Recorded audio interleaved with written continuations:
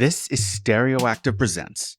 I'm your host, Jeremiah McVeigh, and in this episode, I'm joined by Charles Henshaw to discuss the latest film written and directed by Christopher Nolan. Oppenheimer stars Cillian Murphy as J. Robert Oppenheimer, the theoretical theorist who led the team that created the first atomic bombs during World War II. Also in the film are Emily Blunt, Matt Damon, Robert Downey Jr., and plenty of others. In just a moment, you'll hear my review of Oppenheimer, followed by my discussion with Chuck.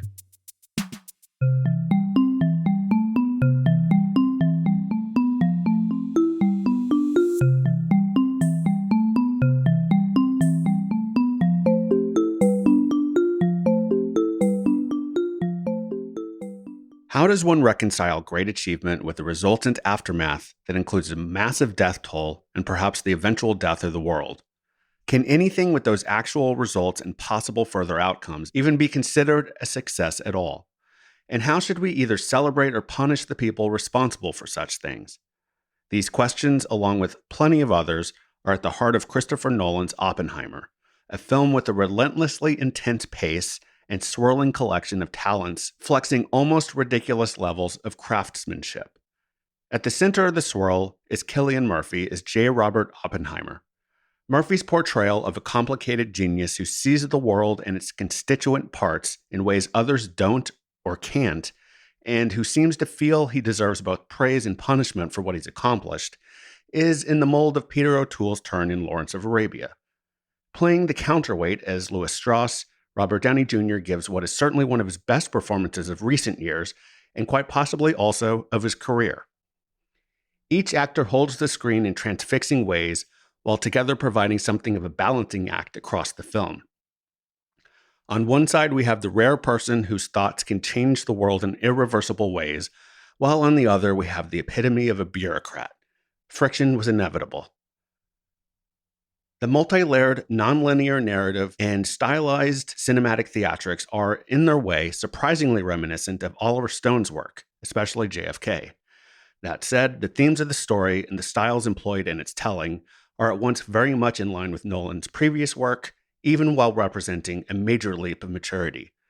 His interest in playing with time and chronology has never worked so well, and his exploration of the often blurred lines between heroic and villainous figures has never been put to such perfect use. The ultimate result is one of the best movies of recent years.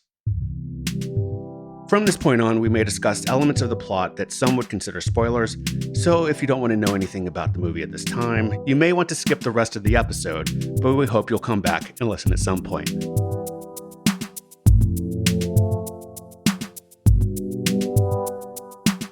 So, Chuck, obviously I'm gushing over the movie. What did you think? Big fan.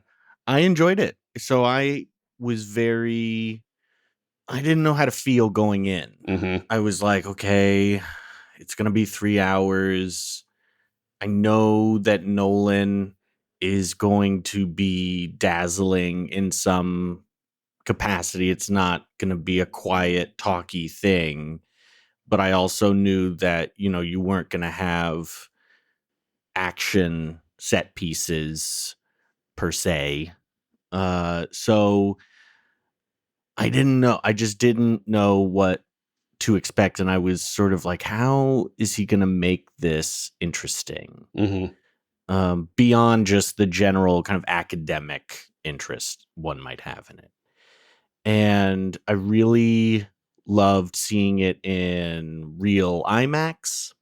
And that was another part of it was, what does IMAX lend to this kind of a movie? It makes sense when you have these big action, adventure, sci-fi sort of stories, and you want them to be kind of big and engulfing. So how does it work when it's a lot of people in rooms talking? Mm-hmm. And I thought he did a great job he made it very immersive and brought you to these places and into the mindset specifically of Oppenheimer. Mm-hmm. I like how you compared it in some way to JFK, Oliver Stone. I think it's less frenetic, I think, but You could say I wouldn't. histrionic. It's less histrionic. Well, I think even in the just in the case of the playing with time and the editing, Hmm. it's I still think that the Oliver Stone editing is way more intense. Yes, definitely. Sure. Um, but I wouldn't be surprised if Nolan was a fan or had Hmm. certainly something like JFK or Nixon in the back of his head. Oliver Stone made an interesting comment about the movie. I don't know if you read that. I did Uh, not. I'm curious. he said it was great. He said it was a classic, and he said that he had apparently turned down the opportunity to do an Oppenheimer movie at one point because he felt that he couldn't really bring the fullness of the story and the guy to, he couldn't really get the story under control, and that he felt that Nolan had. Hmm. He was like, there's sort of an irony in a way, because he's like, I have one issue with the history.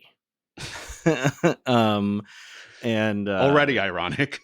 yeah, exactly. Just like, they have one sort of historical beef. And he's a big proponent of there was no need to drop the atomic Yeah, bomb. I know that about him. Yeah. Yeah. So he made that sort of statement, as he felt the film claimed that to drop the bomb was to force the Japanese to surrender. Yeah, I don't agree with that, but Yeah, I don't agree with it either. I think the film just presents what yeah, people said at the I time. agree. I think it presents people and what they thought at the time. I think the film is deciding how to judge, but doesn't judge in the end. It's like, here's a bunch of stuff. We're presenting you with the critical lens. You do with that what you will, which I appreciate as a Right. film goer. Right. And I would say that my criticisms of it would be, I do think it's a little too long. Hmm. Um, I know that the Casey Affleck sequence, I think, was superfluous. Interesting. I think that whole thing of like, who's the mole, who's the spy, it makes sense in the way that they were trying to sort of pin this. They were trying to pin it on Oppenheimer, as if he somehow knew who the spy, who the person infiltrating Los Alamos was. Right. But that kind of search that Nolan seemed to try to take us, the audience, on to be like, who was it, or which person, or whatever. I didn't care, really. I guess I read Uh, that differently. mhm. Uh, and I think in tandem to that, I feel like the interrogation went on longer than it needed to, for my Well, which comfort. interrogation are you talking about?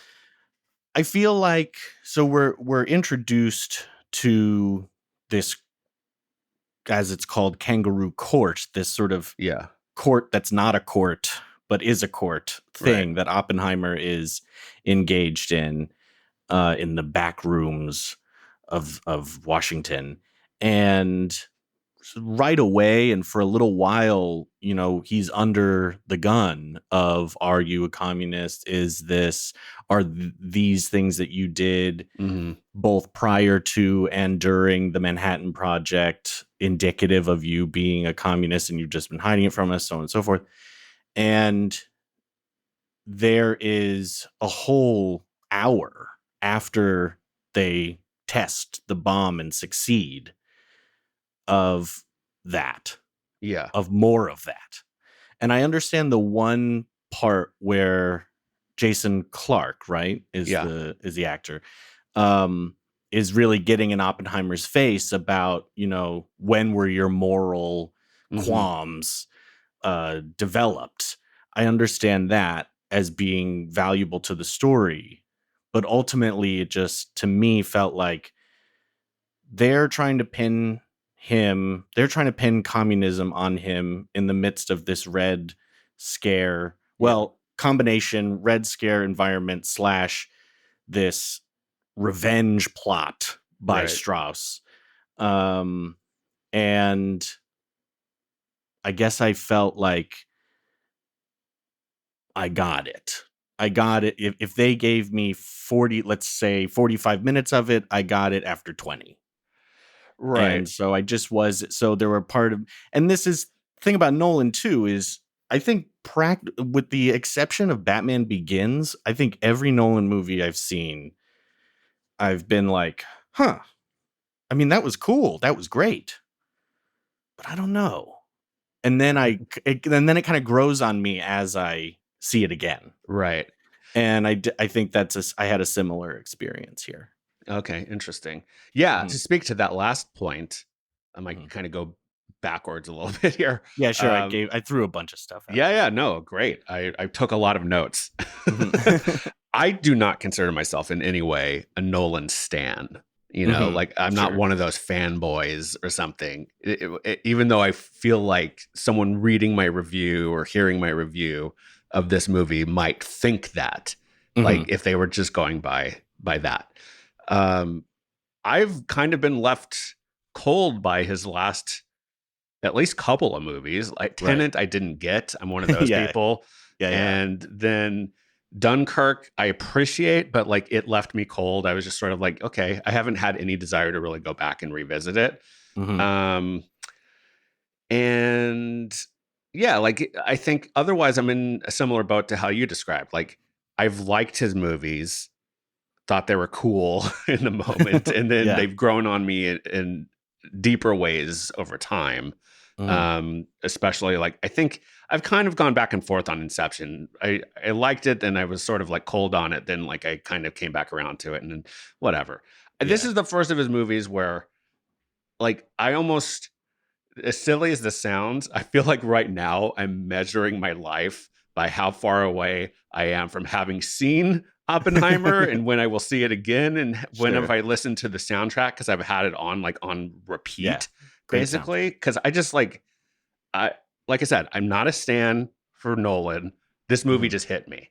I felt like it was him finally like doing the ideal version of what he's been trying to do in a lot of ways. And I guess that takes me to your point about like, what was this movie going to be? Like, he's this guy who's known for making these like kind of action movies. And some people have tagged it as like action movies for smarter people, or that's not even the right way to put it. Slightly smarter action movies. I guess you could say like for sophisticated audiences. I don't think it's even that. I think it's like him saying like, audiences are more sophisticated than we usually give them credit for. So I'm going to make a more sophisticated action movie. Sure. And I think he took all the tools of an action movie and the pacing of an action movie and the IMAX that he's been exploring for a large part of his career now.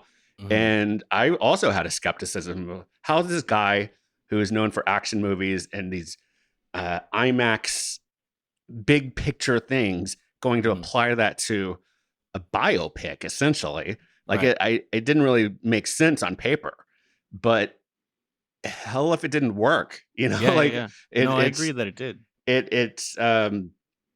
It's like I've never seen a biopic like this really that I can think of. Like I really do think, and it's not a biopic, the closest thing is JFK, where it's like about someone having an obsession with a thing and like exploring it. Yeah. And then the style of it, I think, like I said. But I think it's got like I said, a relentless pace. And I think I think the editing and the music are doing so much heavy lifting of stitching it all together and making it move and being propulsive. But yeah, I think the IMAX works too. Like I said, I think somehow, I mean, I didn't see it in true IMAX. That's not available where I am. I saw it in what we would call LIMAX at AMC. But just being able to see it on probably the biggest screen in town and see the different aspect ratios, even if it's not like the actual proper formats of film and whatever. That's always interesting. yeah, I still got that, what you were talking about, that immersive feeling where I'm Right. like, I'm in this. Like somehow I'm in this person's life, in their head at moments and whatever. And yeah, it was just like, I've never seen something like this. And it was enthralling, I thought. Yeah. Yeah. Yeah, I agree. The IMAX stuff is so interesting, especially if you're conscious of those things like Yeah. aspect ratio. I'm sure there's a sort of layman or sort of person who's just not thinking about it that might not notice it. Hmm. But yeah, to see, the entrance to the courtroom is in IMAX and then the rest of the scene isn't, and so like what he chooses, or I guess Right. is forced to choose, because as I understand it, you can't record dialogue while you're using the IMAX camera. So Although I think they did some. they must have done, I mean, it must have been a like an ADR situation, I would think. You would think, but I've heard that he hates to do looping. Yeah, I'm sure Um, he does. he I just don't yeah, know what his workaround is. I don't really either. I don't want to speak too much out of my ass here, and like, I just Yeah, know that he likes to keep everything as practical right. and from the moment that he shot it as possible. Yeah. I'm not saying that he achieves that. That seems nearly Yeah. impossible. But yeah, like I do think some dialogue must have been shot with IMAX. I'd have to go back and like catalog it or something, but Right, right. you know, Yeah. Yeah, I remember a guy back in Inception, like when Inception had come out, he was like, Nolan doesn't do reshoots. yeah. And you thought that was so cool. And I was like, okay. Because I was like, why? Because he's just like that good. But yeah, I'm not a Nolan stan either. And I think there's always a little bit of that in the back of my mind where it's like, all right, the bar's raised very high. Hmm. I wouldn't say, I also agree with you that you mentioned something about maturity. Hmm. And I did like that element of this, that there's nothing wrong at all with action movies and sci-fi and all the stuff that he's done up to this point. But there is something cool about watching a director who's known for that stuff take that and take what he's Yeah. learned and apply it to a very dense academic subject. Yeah. Um and make it entertaining, and I did think that it was entertaining. Right. Um I was I don't have any problem with nudity, but I was off put by the nudity in the movie. Um I know what you mean. Mostly just like it felt gratuitous. It felt sort of unnecessary, with the one exception that it like sort of plays into it. I guess, I think I know exactly where you're going with this. yeah, Yeah. where he's in the room and he feels naked, and he's naked, sort Yeah. of You're talking about that. It's almost a emotionally. callback of like Hmm. the almost interior scene. I don't know how to describe it. It's not a dream scene, but it's like he has a vision Yeah, of himself in this kangaroo court. Or right. really, I guess it's Kitty, his wife, does, right? Yeah, it's like a combo, I feel, of the like Yeah. he Of feels of naked he's and sitting naked vulnerable. there, and then his ex-lover Right. is naked with him there. And I Yeah. don't know if that has the same impact if you don't have that nudity earlier in the film. You know what I mean? Yeah. Well, I guess it was just kind of, because everything is very, like you said, everything is very mature. Everything is very grounded in a certain way. And then suddenly it's like, here's this, and I think the sex scene too is a little odd, Yeah. in like he's going to say his most famous line I while thought he's that like was having hilarious. sex with this woman. Yeah. And it all just sort of felt a little like flashy, in the midst of a very non-flashy movie, in the midst of a movie that wasn't trying to like reel in the so-called lower level or whatever, the people who are just like, let's just see some some nudity in the Right. that kind of thing. So that was odd to me. Well, I think the other important part of it is that I listened to some podcast where they were saying that he's not really they fall in lust together. He and Mhm. so I do think it helps portray that in a way. I'm kind of Sure. justifying it. I don't know if these justifications are legit, but Well, like I said, I mean, I don't like filmmaker. I was thinking, Kubrick loved random nudity, mhm, and Paul Thomas Anderson and Oliver Stone, and there's a lot of directors who make movies that have that sort of, you could argue, gratuitous thing, but it usually kind of lends itself to what they're saying with the picture in overall. Like, right, this is weird, this is surreal, this is about wild party, whatever the hell, like right. something.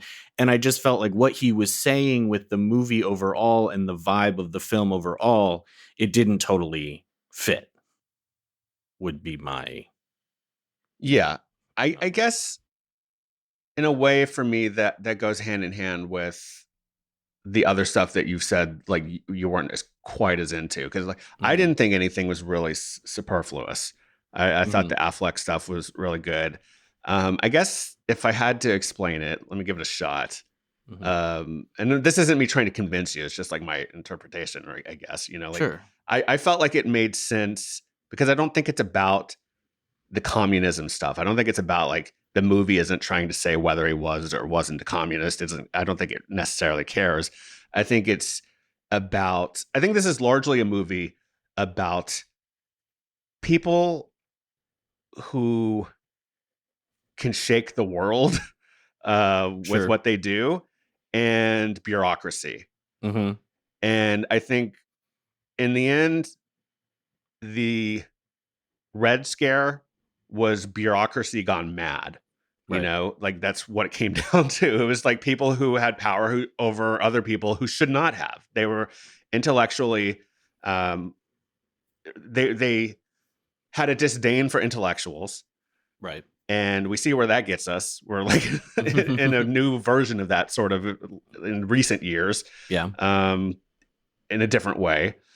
And yeah, so I think it was saying something more about the tension between those types of people who can actually do things and change the world, and people who are just like in power for whatever reason they're in power, but should they be? I think it Yeah. was more calling into question those people, if Sure. that makes sense. It does. It does. And I would still, at least based on this viewing, I would still suggest that that point is made more than once. Right. And maybe it didn't need to be. For me at least. Especially Yeah. in because I think it kind of felt like the bomb stuff and the science stuff and even the moral quandary stuff, like when he goes and speaks to that crowd and has these, visions of them all being blasted away. Right. Um, it sort of felt like that was a different movie from the what I guess Nolan and Robert Downey Jr. talked about as being a kind of Mozart Salieri thing Right. between Strauss and Oppenheimer. Uh, and I was more interested in that first movie than I was in Wait, which is the in first and which is the the second? first Sorry. is the first is the bomb, the science, Right. the moral quandary, which bleeds over into, of Yeah. course, the second film. But the that sort of tug of war between Strauss and Oppenheimer was just not as compelling to me. Um, Yeah. I guess I found it more compelling than you did. It sounds mhm. like, which I understand, and Mm, I think that every basically the hour or so after the bomb is the part that's been coming in for the most like criticism, or just sort of people saying like like maybe this wasn't all on target. mhm. But I just didn't feel that. I guess like it was all working for me pretty Yeah, sure, much. sure. There's Which parts of it that I enjoy. Like there's yeah, parts of it that I would keep, like I think the interrogation,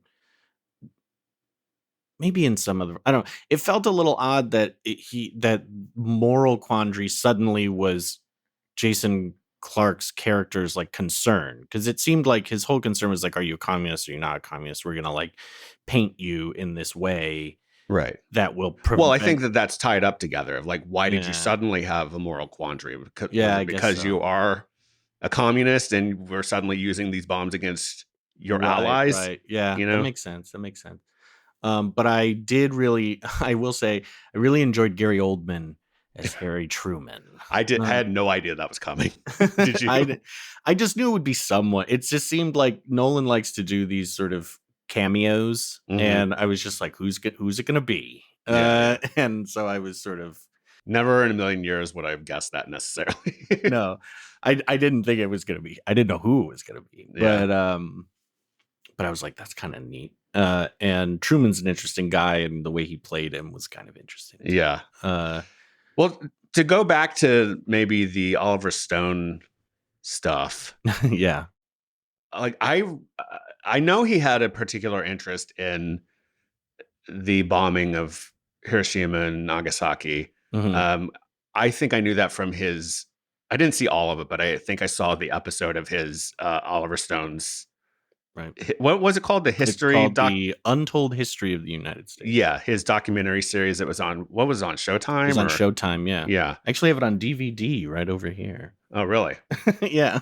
I didn't see all of it. I saw that episode, and I tend to agree with him about like I think that it's a moral failing in the world that ever happened. Yeah. I don't think it was necessary. I really do think that there's a lot of racism tied up in the fact that Truman, but on maybe this is more on Truman's part, Hmm. especially as portrayed in this movie, because they portray Oppenheimer and a lot of the other scientists as wanting to drop this bomb on Nazis because of what was happening to Jewish people, Right.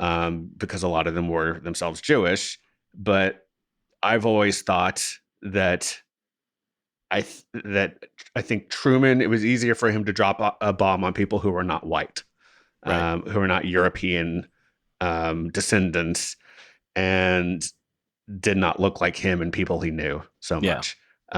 So I think that there was a racism and othering involved in his decision to drop that bomb that I'm not convinced that they would have ever dropped a bomb in Europe, um, Hmm. honestly.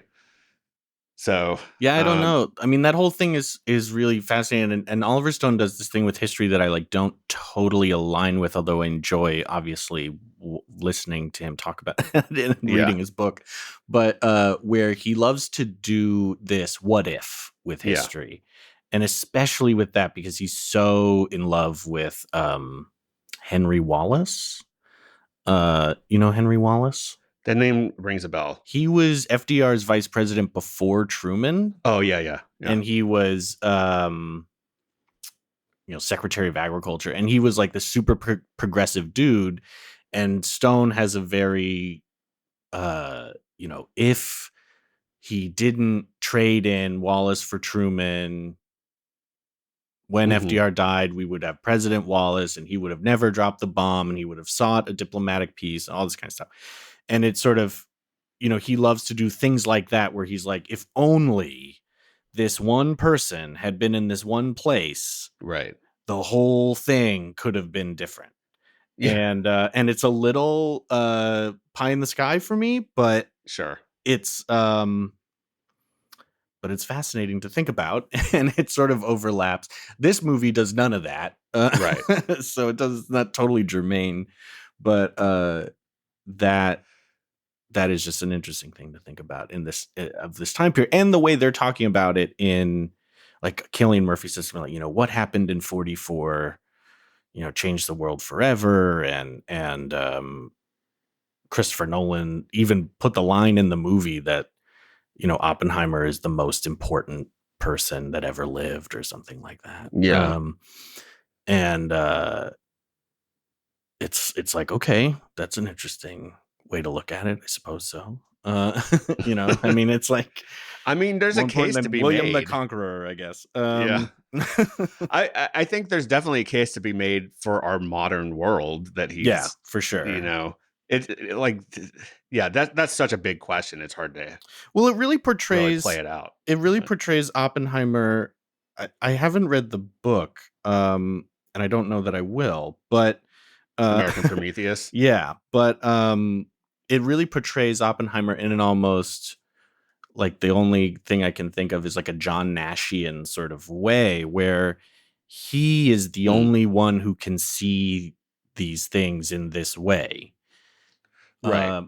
But at the same time, he is dependent upon all these other scientists and particularly mathematicians. He talks multiple times about how he's not good at math.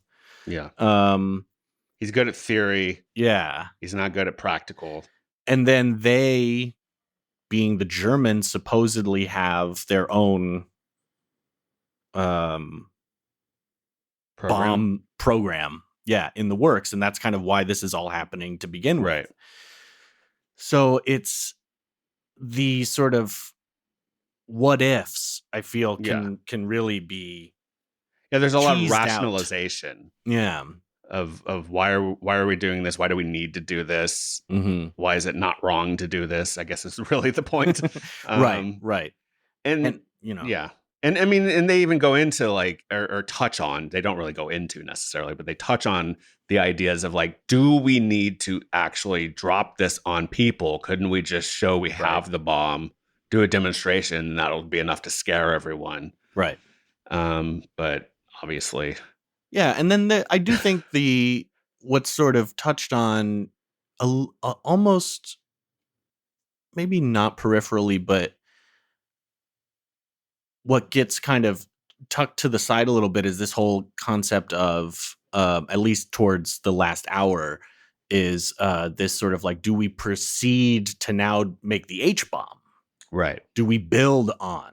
And I guess that was sort of Oppenheimer seemed to have this thing of like, let's not do that. Yeah. And well, I think that's where whether it was some combination of guilt from what had already happened, or well, I think it was a combination of guilt and pie in the sky, as you said, thinking of, well, we can be better people. Like not thinking it was necessary. And I'm not saying he's wrong, but I think when you have bureaucracy pushing for like, we need to show them that we can kill them, and like the powers that be aren't gonna just sit by. And then you have the other people, you have like that, like Teller, the other scientists who are like, hey, you don't want to do it, fine, I'll take it up and do what I can, because and there becomes ego in that, that was my idea, blah blah blah. I'm the right. Which, by the way, I'd heard this somewhere that Teller was apparently like a very was like a loose inspiration for Dr. Strangelove as a character. Oh, really? Yeah. Oh, wild. Yeah. That's such a fun. I want to see that movie where he goes from being the guy in this movie to being Strangelove. Like I said, a loose inspiration. I know, but I still think that'd be a fun movie. Yeah. Sort of communicating the madness, the going down the rabbit hole madness of it all. Well, I feel like you touched on it a little bit earlier, but I wanted to maybe come back to this, of the idea that this movie kind of takes a stand. I guess we did talk about it a little bit, but like it's one of those things where I'm just like, I don't understand how some people watch a movie. And, like, I don't understand how you watch this movie and think that it's saying Oppenheimer was a hero. It's like about a man grappling with his own actions and the world around him also doing so. Like, it's not saying he's a hero. It's asking like what was good about him, what was bad about him. Right. And well, I think it's definitely celebrating to a certain extent his genius. Sure. It's showing him as a genius and acknowledging that he was. Right. Which you can acknowledge someone as a genius without necessarily celebrating what their genius bore.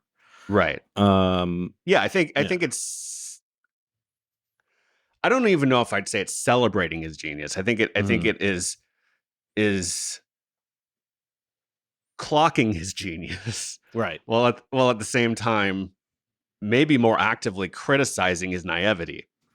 Yes. I do think, though, it does set up the story in a way where you are meant, I mean, maybe you're not meant to do anything, but as human beings who have seen thousands of movies and made thousands Right. of movies, there's an obvious like protagonist antagonist thing going on, and Sure. he's certainly the protagonist, and you certainly feel like he's being shafted by not having his security clearance renewed. And so Yeah. there is that level of, he's not the bad guy. And yeah, but I do think one of the key moments in the movie is when Kitty, Emily Blunt's character, his wife, basically says something like, "Why won't you fight? Do you think that if you let them tar and feather you, they'll eventually forgive you or something along those lines?" Right. And that coupled with like what Einstein tells them about, at some point they're going to honor you, but it's really for them, it's not for you. They'll turn around and like act as if they're welcoming you back, but again, it's not for you, it's for them. Right. Like I do think there's a part of him, as she points out, that he wants to be punished. He thinks it's necessary, and I think that that's what the movie is about as much as anything, of him like trying to get himself punished to a degree, and free himself of the guilt, so he can continue with his quote unquote genius, right. And I don't think he was ultimately successful in that, but how could you be? Right. Yeah. It's kind of, it was sort of stacked against him, I guess, in a way. Yeah, exactly. And the nature of time, and how could he really, once the genie's out of the bottle and all that sort of thing. What was he? So yeah, I mean, I don't. Are people saying that they're like upset that it's lionizing him or making him out to be a some hero? people are, but those tend to be people that I'm like, do I care about your opinion? Yeah, I would say that's a pretty like a surface level reading of the movie. Totally, I agree. Yeah. Well, are you going to see it again? It sounds like you are. Yeah. I don't know that I'll see it again in theaters, but I will watch it again. Yeah. Yeah, I've seen it twice now in theaters, and I wouldn't mind making it back out to it again.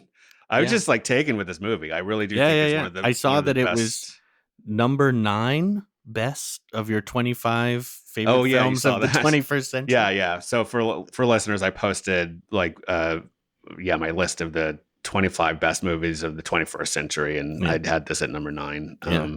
Yeah. I mean, it is a great movie. It's not anything I feel like there's a little bit of a nitpickery in my criticisms, but it's great, and it's cool to see, and it's great for this time period. It's great for cinema, to have, because those are the guys, people like Christopher Nolan, who insist on theatrical release, who insist on, I don't know about, I think maybe it goes a little too far with the whole, like, it must be on film thing, but sort of insisting IMAX, insisting big, insisting in grossing, and taking his power that he has and leveraging it for something really interesting and important, instead of just doing Batman 5 or whatever. Right. I think that's really cool. Yeah, and I agree with that. Admire him for that. I will say the downside of that, unfortunately, I think, is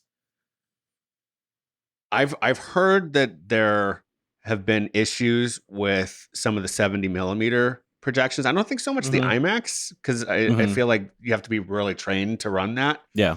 But I don't think the same kind of I don't know what would you call it. I don't think they're as strenuous in their training of the 70 millimeter projectors, because they're just like, well, let's dig that out of the closet and put it back in Right. and run it. Yeah. And people don't have the same experience that they used to. And I've heard that there's been a lot of issues with that. So like, I do worry about that, because like I remember like when everything was on film and you go to see a movie too long after it had been out and the print would be all scuffed up and it'd just be kind of, not the most pleasant viewing experience. Like, I do miss film, but I do think that there's something about digital projection that, like, as long as they keep the bulb new, which a lot of them don't, unfortunately, like, you're gonna get a good image. Yeah. There, and I'm not saying that it should be. I would prefer if they'd have well-trained projectionists who can work everything, and we could show film a lot and had people doing that. That would be great. But like, I don't know if I'm getting my point across. I know. Here, I mean, you are, and I 100% agree. I think that's the part of him that I think is kind of over the top, is like the insistence that things be shown on film because it's supposedly the prime experience. But if you don't have all the people properly trained and all the equipment properly working, then it's not the prime experience, and you can shoot as much film as you want, but it's not being shown the way that you want it to.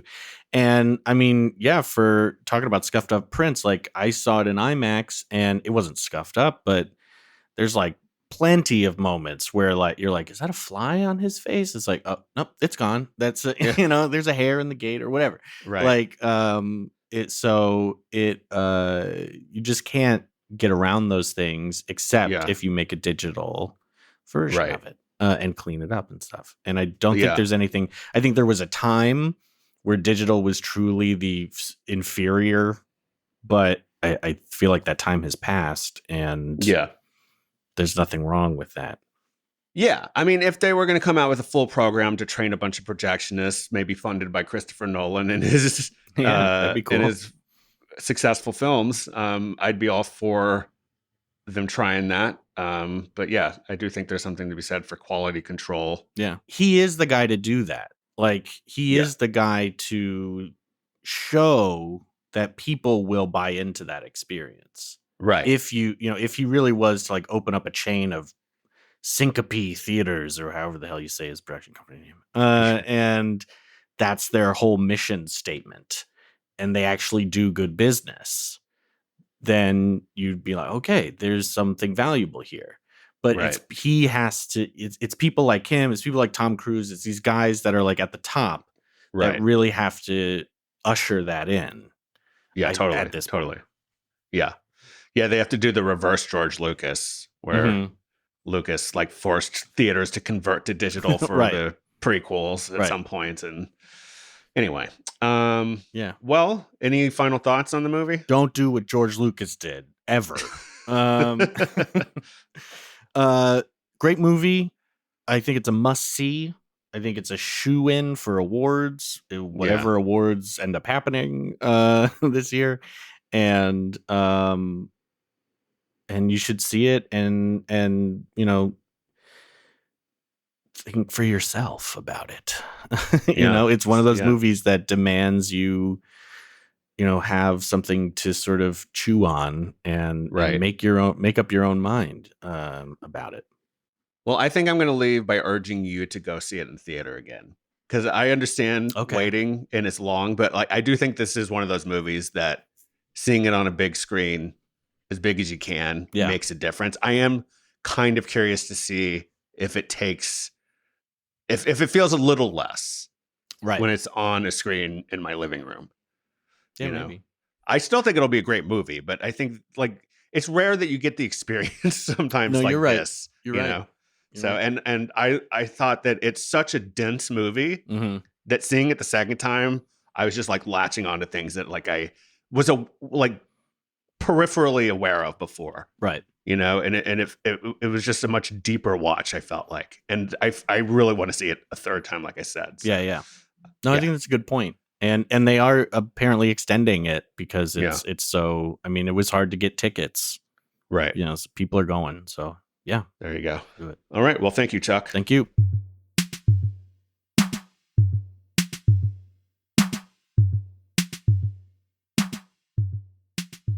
I hope you enjoyed our conversation about Christopher Nolan's Oppenheimer.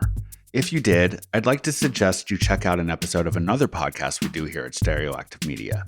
The Stereoactive Movie Club podcast is a show where I talk with a group of friends about movies that have been included in the top 10 of Sight and Sound magazine's listing of the greatest films ever made, in which they survey critics and directors once every 10 years. If you're a fan of movies, I hope you'll consider checking it out. Specifically, we have an episode about the 1959 film Hiroshima Mon Amour that deals with the trauma of the post-war years with the bombing of Hiroshima as a sort of connective tissue running through the story. You can find a link to that in the show notes for this episode. Thank you for listening to Stereoactive Presents, and thank you to our guest, Charles Henshaw. The music in this podcast is composed by Hansdale Sue. My name is Jeremiah McVeigh. If you like what you hear in this show, please rate and review it in Good Pods, Apple Podcasts, Spotify, or anywhere else that allows that. Doing so helps us to expand our audience and is much appreciated. And please follow us wherever you happen to listen to podcasts. Every little bit helps, and it is, again, truly appreciated. You can also get in touch with us at stereoactivemedia@gmail.com, and you can find more information about this show and everything else Stereoactive Media is involved with at stereoactivemedia.com.